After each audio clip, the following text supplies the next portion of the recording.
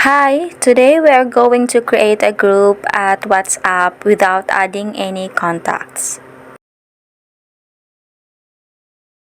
Let's start by opening our WhatsApp application. Then click the three dots located at the top right corner of your screen, then tap New Group. In this case, we may need to add at least one contact so we can proceed with creating a group. But no worries, we will do something with the contact later. Choose and type the name of your group. Then click this check mark to submit. And here's your group. As for the contact that we added earlier, we'll be going to remove it by clicking the three dots at the top right corner. Select Group Info.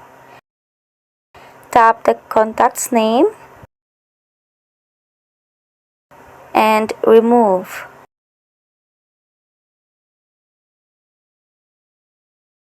That's it. You now have a group in WhatsApp without any contacts.